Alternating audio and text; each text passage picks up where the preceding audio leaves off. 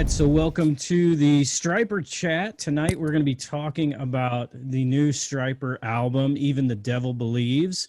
And I just want to introduce, we got Pastor Chuck from Rock Church. And if you ever want to rock, go to his church because literally it rocks. We have Steve Montgomery. He is a musician who puts out all kinds of crazy cool stuff. Steve, where can we get your stuff? Amazon, CD Baby, I don't know, everywhere. Okay. And then we have... Well, I mean, I got a bunch of different projects. Right. If you like film score stuff, I work on a lot of that stuff. So, Okay. Infinite Mindscape is one of the projects. Or Google my name. Okay. And then we have Wade from Inner Siege. Wade, where can we get your stuff? We have a website, innersiege.com. Have a YouTube channel, Inner Siege Metal, all just one word.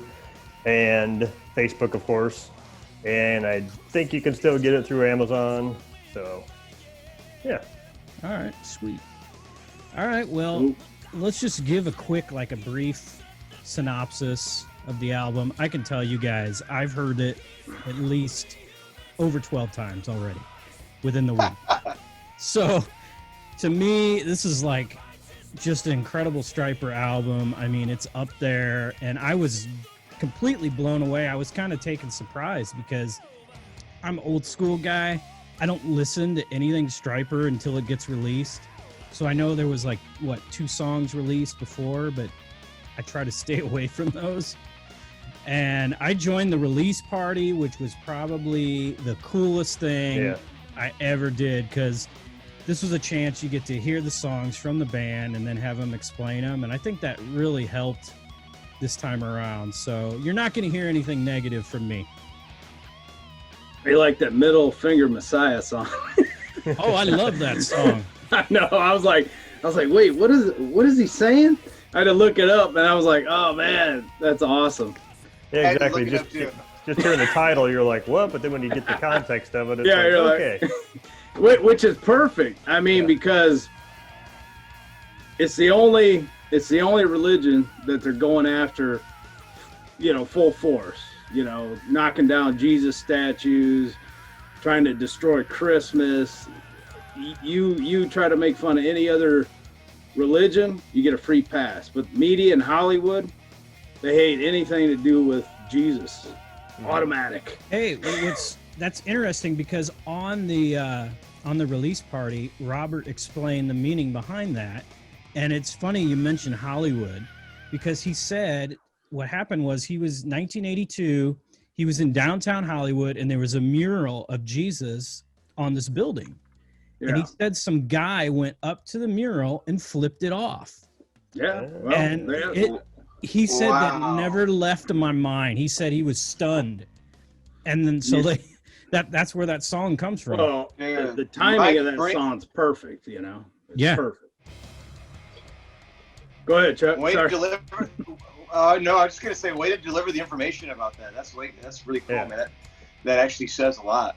That is very cool, and I think, if you think back to the 80s when Stryper came out, there'd be people they'd be banning the album and no stores would be selling it because it had Middle Finger Messiah, but it's take time to see what they're talking about. Yeah, exactly. Get the story. It's no, that's how the world feels about Jesus. He still died for him, even though they want to flip him off, Yeah.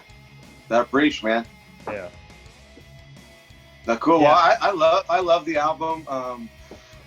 My favorite Stryper album is probably Against the Law, which is their least favorite. I just love harmonies, and I mean, honestly, I love Stryper all around. I love all this stuff. But what I've noticed, and I listened to the album from beginning to end twice while I was running. Most recently, 30 minutes ago, right before I dove in the shower, and for me, I don't know what you guys. This totally reminds me of early Stryper, man. Yeah. I mean, totally. It is, totally. Yeah, man. The way the guitars sound, the harmonies, the killer background vocals. I mean, there's so many anthems on the album, and I'm all about anthems. So, man, I love it. Yeah, I would have to agree. I mean, I was listening to it. Well, the first time I listened to it was I was doing stuff and it was in the background. Then I listened to it driving in the car. And then last night I put headphones in Just sat on the couch, didn't move for an hour, and listened to it. And with headphones, you pick out those little nuances and things. I was listening to some of the solos going, man, that sounds like it could have come out off of Waiting It for a Love That's Real, off Soldiers Under Command. Oh, that sounds sort of like some vocal harmonies from In God We Trust. I mean, you can hear these throwbacks to little elements from the early albums.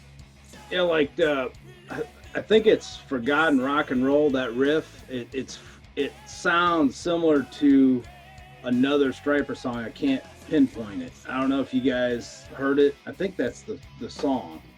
It's the 10th song, but it's got that riff of an old, kind of, similar riff to one of the old albums. Sure. One of the songs from the old album. I can't figure out what it is. I hear the influences on this one too, because to me, a couple times I'm like, man, that's like a George Lynch riff. That's very Dokken-ish. I heard some Dokken in there and some other stuff. So yeah. And he's done 2 albums with George Lynch with the Sweet Lynch Project. So I think you can see those influences too. I just think it's a well-rounded record. The heavy moments are heavy and very grooving, and then there's I even like the ballad. It's got a great guitar solo. Oh man, that ballad gave me chills, to be honest with you. Yeah. And normally I'm the guy who hits skip on ballads, but I actually listen to it, Oh man.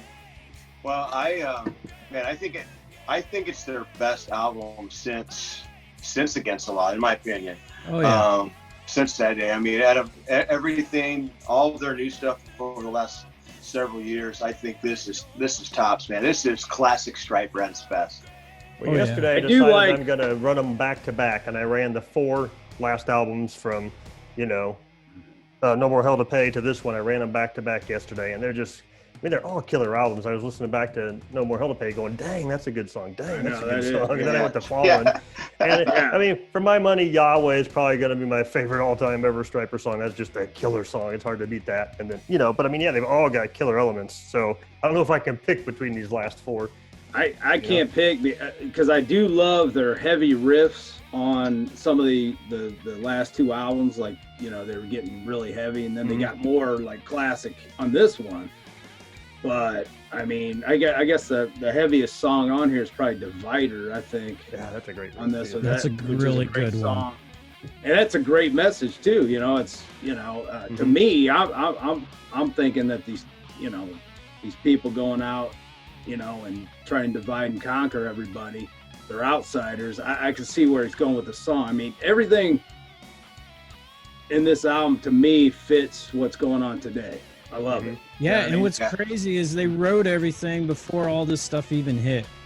Yeah, so it's more important today than... Yeah, it's head on, man. It's crazy. It's prophetic, man. Yeah, exactly. Yeah. So let's start from the beginning. What'd you guys think of, let's just go Blood from Above. For me, to be honest, this song, out of all the songs on the album, this is the one that I'm not singing in my head. Really? I love it. I don't know. Yeah, I'll jump in with Mike, but I'm more an anthem guy. Yep. Blood from Above. I think it's good. It's heavy, but I'm not a speed guy. I'm not into, as much. I like it, but not as much. And so for me, if I skip one song, it might be that one. But on my run the last couple of days, though, I listened to. I still like it. I'm saying if I'm comparing it to the rest of the album for my style, that's all. Yeah, I personally, I love Blood from Above. They released it as the first single, a month and a half ago, 2 months ago. I was blown away. I'm like, wow, this is Stryper at their heaviest. My favorite Stryper songs have always been More Than a Man and those type songs. And so to me, Blood from Above harkens back to like More Than a Man kind of heaviness and groove. I'm with you. I thought this was like Yellow and Black Attack 2, in a way. It was so it's heavy like Yellow and Black Attack was for that day, but in a modern way. But I think me and Wade are on the same page with the first song. Yeah. I need power, and that one comes out with like both guns blazing. So right. It's a great opener. Yeah, it really does, man. It comes flying out of the gate. So I agree. All right, Make Love Great Again. I mean, I got nothing bad to say about this song. This is the one Excellent song. Excellent song. that I just cannot get out of my head. Yeah. I mean, it is just so dang catchy. Yeah, it's to me, great. it's like the Sorry of this record, because Sorry had that, Yeah. that groove, and this one's like the groover of this album. You know? Yeah, totally. Yeah, that's the one that's been stuck in my head. You know, even like 2 days later, I'll find myselh. Yeah. It's just I can't get it out of my head. Yep. And then I did see a video of Trump singing it too. That was kind of. That would be a good meme. Yeah. So, Wade, when you Yeah. did your event, with them, did they talk about like some of the songs, because they answered like a couple questions of the songs, but when I was on mine, they didn't really answer a whole lot. Yeah, no, we didn't get a lot of like deep stories on the songs, like the Middle Finger Messiah story. I didn't know that or anything. They didn't talk about that. Because the way they did mine, probably the same as yours, it was like play 3 songs, then stop and answer a couple questions, then play 3 songs and stop and answer a couple questions. But some of the questions they talked about are more like people were asking like, you know, what amp did you use in the studio? Which guitar did you record on? And, you know, things like that. So it got more in, which I found, I like that kind of stuff. I geek out over the gear part of it too in the studio production process. And, Now I noticed because I went back today and I was listening to No More Hell to Pay. I listened to a little bit of Fallen. Man, I don't know. This record, I mean, the guitars in this record, is it just me or they just sound amazing? Well, it's better produced for sure. Okay. I mean, it's got a higher production value, I think. But to me, So you Stryper's guys- always had a guitar tone, like Eddie Van Halen. You hear Eddie Van Halen, you know it. To me, when you hear that Stryper tone and twin lead sound, you know it. And I mean, I think, yeah, they nailed the guitar tones on this one. I mean, did you guys feel that? Well, maybe not the last album. Which one was the last one? Fallen? Or wait. No, Wait, what? goddamn evil. Yeah. Okay, that production was great. But I think this is a little bit better than the one before that. Or am I wrong? Yeah, Just a I little would bit. say Fallen's not as good Least- as the other ones. At least the mix and my speakers sound a lot more, you know, punchier and I don't know. But I'm not listening on MP3. I'm still listening on a CD. So Yeah, right, exactly. so you know you're gonna get those broader frequencies or whatever. And In, then in you my put it in and put it in Yeah. a real stereo with some speakers, you know, and crank it up Yeah. like it's supposed to be, then yeah, exactly. yeah, so I could tell. I mean, the production's excellent. I mean, regardless, I don't know what were they sending it to. Do you guys know where they mastered it at? They I'm sure recorded it at Spirit House. Spirit House. Recorded Oh, it. they did record it there. Yeah. Okay, because they recorded. Did they not record before at like their house one time? I thought they'd done these last 4 all at Spirit House, I thought. I thought so too. Okay, all right. Well, I don't know. I wonder who mastered it then. Mixed by Danny Bernini, mastered by Alex Salt. So I don't know where those guys are located or whatever, but Probably on the East Coast, so maybe. Okay. Yeah. Did they record at a house before those, or was it all Spirit House? I thought I don't know. like I'd some have of to their go old. back and look. Yeah, I don't know. I've been kind of not paying attention. Yeah, I saw an Instagram post, but about a year ago with Michael, and I was under the impression they were recording everything in his basement. I mean, obviously it doesn't look like my Right. basement, but you know, probably having it mastered somewhere else. But I That's was what under I the impression thought. that's where they were Well, he recording. But maybe said- I'm. He That's what I said thought. Yeah. he said on the thing on the release party that he did all the guitars and the vocals at his house. Oh, okay. that's the thing nowadays, because it's Gotcha. tricky because you might record some parts at the studio, you might do the drums at the studio, so you got the isolation, everything you need, but you can do guitars at home. A lot of times you can do vocals at home nowadays. Mm-hmm. But even Yeah. No More Hell to Pay says it was also recorded at Spirit House. So Was it? Okay. But it was Yeah, interesting, I'm at Mike, home right now, too. on my call, Mike, something that was interesting is they were talking about something, and Oz was like, "Oh, I didn't know you did did that with that guitar, where like Oz wasn't even at the recording, so it was news to him when Michael said whatever this was, that how something was done, But that's the thing, because Oz and Robert are in Vegas, Michael's in Connecticut, and Perry's in like Nashville. So I mean, sometimes you do record your parts where you are and send them in, and So yeah, I mean, sometimes they're in the studio together, sometimes they're not, Right. Yeah. All right, let's move on to Let 'Em In. What'd you guys think about that? Oh yeah. Oh, I mean, for me, I mean, the first 5 songs out of the gate are just all rockers, all the way through, even The Devil Believes. I mean, I just thought like Let It In, or Let 'Em In is just like this amazing, short, simple gospel message in a song. I mean, it was just perfect. Yeah. They didn't hold back on any lyrics. No way. Which I love from Frontier Records. I love a lot of their stuff. A lot of the artists on Frontier Records, and for them to do, let them do what they did, be themselves and not censor themselves. That was awesome.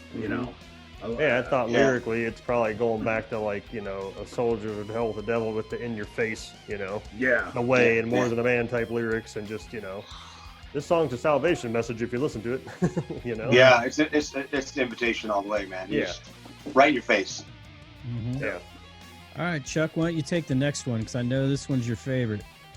All right, doing to others, and I bet it's just a killer anthem. It's stuck in my head. It's the one that I will listen to back to back to back, and watched the music video last night. Great video. So killer video. Loved it. So it's my favorite song on the record. Awesome. So I have a question real quick for you guys. Wade and Mike, you guys did the meet and greet stuff.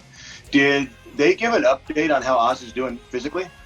Yeah, they said basically that he's going to have some tests at UCLA, and he's basically just getting a bunch of second opinions right now.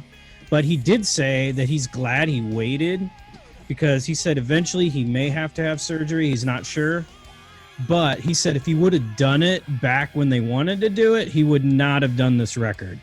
And he said this was really important to get this thing done. Praise the Lord. Well, I don't know if it's the music video doing to others now, but I saw a screenshot, or I saw a tweet, and in one of the videos, and maybe that's the only one, I don't know, but one of the lyrics was geared to Oz, and Michael looks over at him, and they just kind of have this moment, and so cool. Wow. I don't know what stage, but here's some kind of cool information. But his wife Annie Lobert has a ministry, Hookers for Jesus. She has a book called Fallen, and I recorded the audio book for my book, 41 Will Come, in the same studio in Chicago that she recorded in. Oh, really? Nice. Yeah, she seems pretty cool, man. I mean, Well, I think it's interesting. Did anybody see Michael's post today about the guy who, claimed to be a Satanist, but he was kind of standing up for Stryper, saying, hey, they've had the guts to stand up for what they believe in all these years, and nothing's more metal than that, kind of going against the grain. But he's saying, he doesn't, awesome. while he doesn't agree with their lyrics, he respects them as a band and respects their musicality, and he's a huge fan. And I thought, well, that's pretty darn cool, Oh, yeah, that's I awesome. saw that. Yeah, I saw that. Oh, they've gained, they just had, I mean, they've come so far, and have such longevity to stand up all these years. So, I mean, you got to respect them, Right, one of us on this call is a child of the 80s, right? I mean, I cut my teeth on, Judas Priest and Iron Maiden and Wasp and Rat and Motley Crue and just all that stuff. And only maybe a few other bands I could pick from that era that are sounding as good as Stryper sounds today. Most of them partying and bad living has taken its toll, right? They've blown their voices out. They're just, but Stryper has just gotten better and better and tighter. And, I mean, I honestly, they could wipe the floor with half the bands that got way more notoriety than them, Yeah. You're right, man. You're really right. All right, let's go to Even the Devil Believes. Great chorus on that one. Yeah. Another good just anthem one, It's got Yeah, that. that's on a level. It's got that signature like sound from a title track. Each title track has kind of like that signature guitar sound to it. Yeah. Yeah, it's just your mid-tempo, big rocker kind of song, you know? Yep. Yeah. Really good stuff. And what I love about this record, and I know we've kind of alluded to it, but the fact that 2020, the cancel culture has never been as strong as it is right now. And they're like, we don't give a crap. This is the gospel. Awesome. This is who we are. Here you go. Yeah. Right. I mean, I just love their in-your-face approach. You know, they don't hold back on nothing lyrically and musically. Yeah, I mean, like Wade said, it's so better than all these guys that just don't got it anymore. But Stryper's, they've gotten better, man.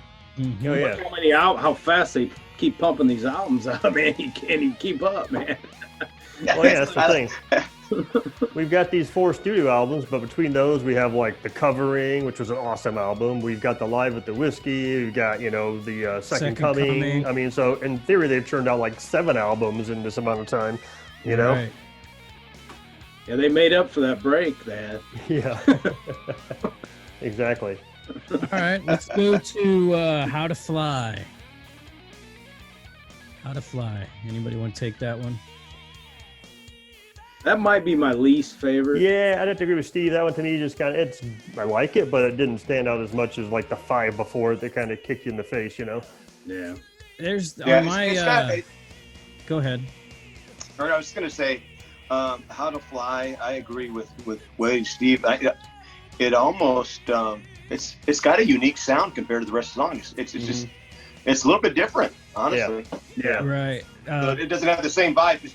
Like Wade said, man, I mean, the first 5, they come, flying out of the gate, and you're just jamming. Then you get the Time to Fly, and How to Fly, and it's a good one, but it's just different. Right. You know? The guys on the call that I was on said that it had a little bit of Queen inspiration. Oh yeah, I definitely hear that. Yeah.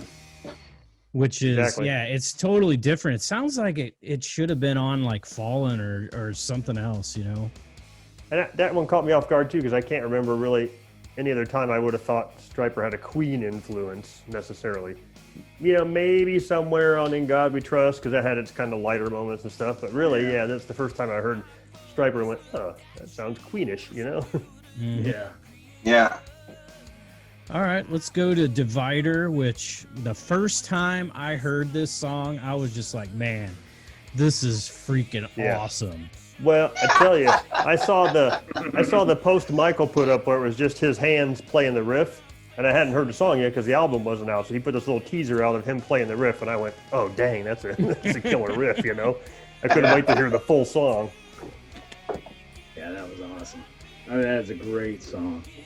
But to me, that's what hard rock and metal is about. It may sound weird saying this because Steve, you know, you're a drummer, I'm a drummer, but for me, metal and hard rock, it's about the riff, man. If it doesn't have a riff that reaches out and grabs my throat and pulls me in and makes me want to headbang, you know, you can do whatever crazy drums you want in the background, but it's got to have that riff. You know? Right. That's why, like, some styles of metal don't do much for me because it's just, you know, blast beats and stuff, and there's no riff. It's just there's nothing to grab you. It's just speed. Yeah, exactly. I don't know if they told you on your event or not, but they said that the people yelling the "hey" in the background is a bunch of fans that won a contest or something. Oh, cool. And so they recorded all of them together. And then wow. That's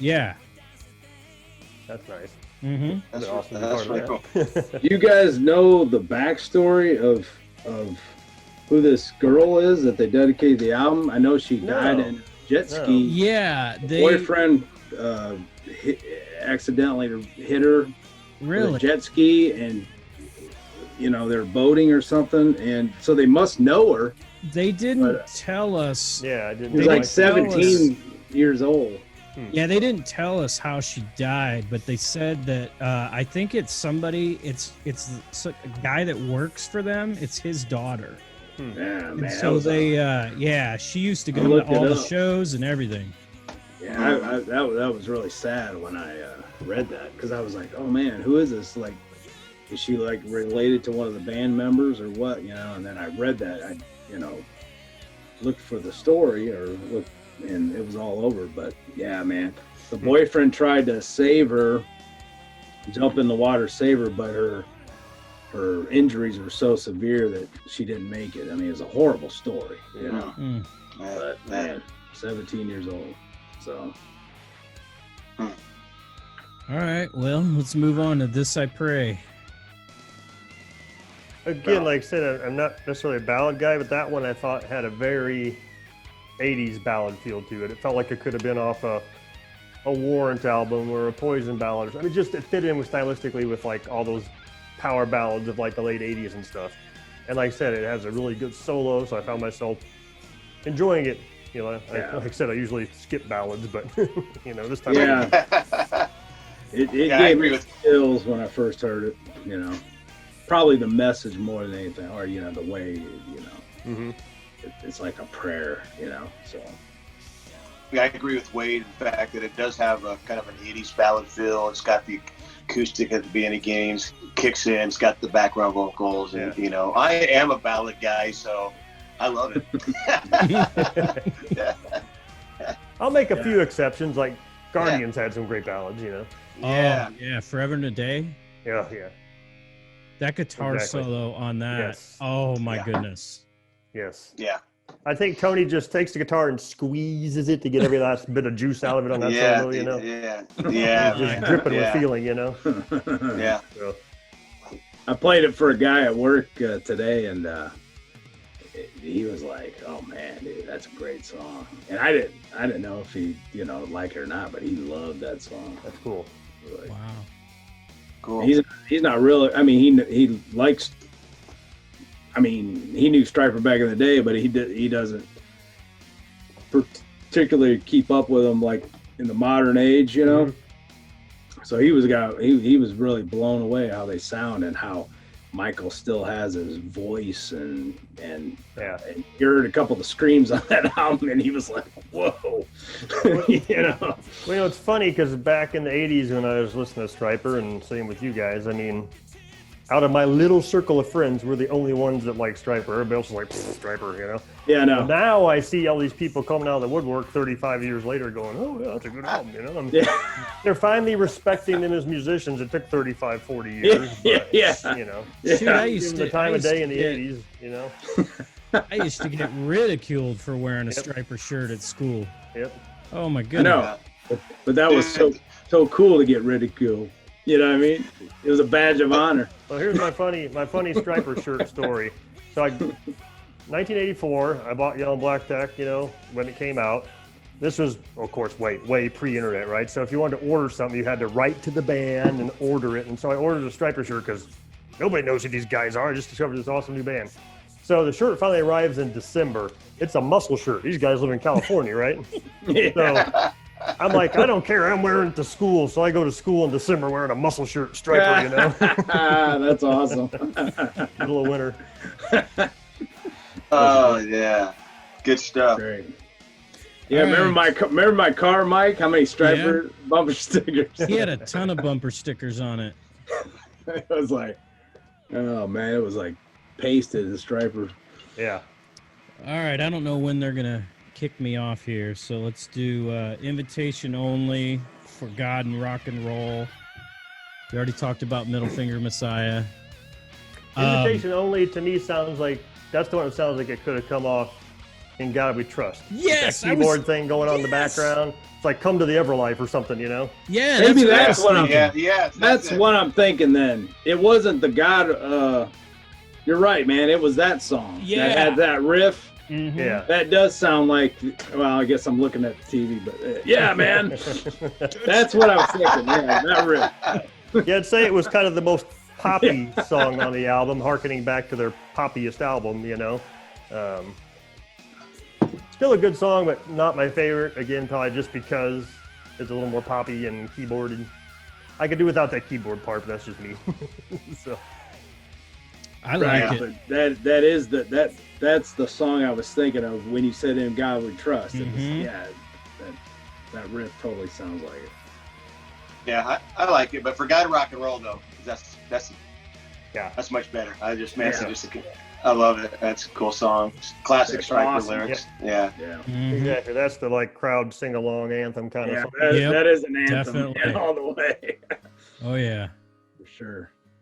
Yeah, which I love anthems too. I mean, there's nothing beats a good, just song that charges you up and makes you want to put your fist in the air and, Mhm.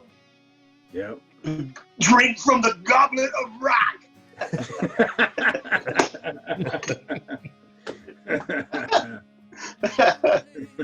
Well, you look at Quiet Riot, they built a career off 2 huge anthems, Come On Feel the Noise and Mental Health, Yeah. Come On Feel the Noise wasn't even theirs, but it was, an awesome remake. And yeah, big old, power anthems. I love those too.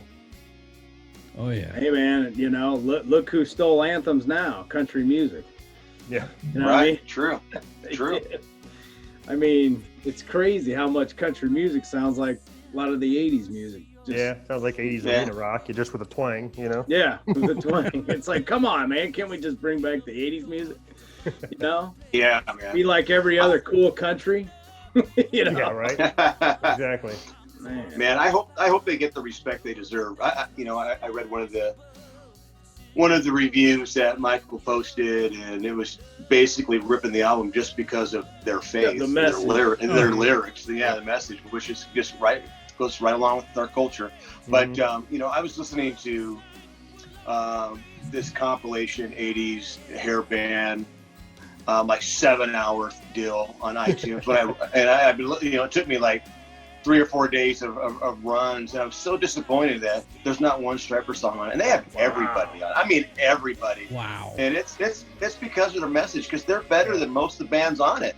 Yeah. Exactly. So Yeah, they mentioned on the event that I was at, because they said, what is it going to take? The question was, what is it going to take to get Stryper on the radio?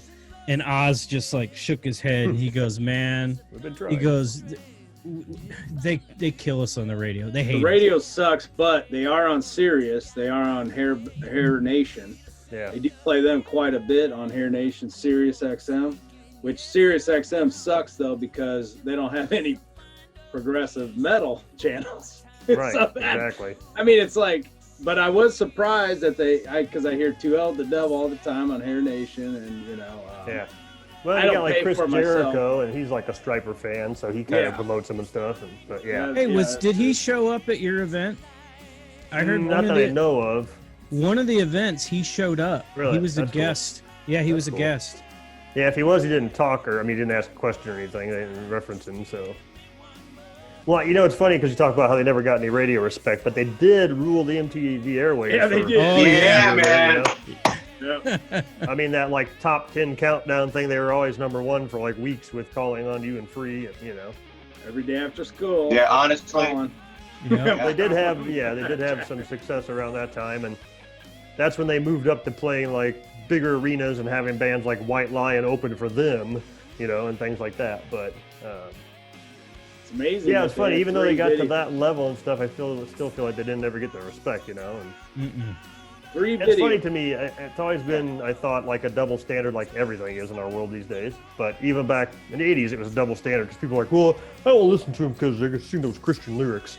Okay, but do you believe in the devil and Satanism? Well, no. Then how come you listen to King Diamond? And Yeah, exactly. you're yeah. fine with that, even though you don't believe in it, but you won't listen to Christian music, So yeah, it's always a double standard. Double standard. So, Yeah, I don't even know what it was about, but in my sermon this past weekend, I ended up talking about Stryper. I don't even remember what it was about now, but I gave him a plug. It is. Well, let's say this, man. The reason that they're still kicking out albums, and the reason they're so good, and the reason we're even talking about it, is because Michael Sweet is one of the hardest workers of anybody in the industry. Definitely. That Yes. dude lives and breathes it, promotes it, does it. He's just He's a machine, man.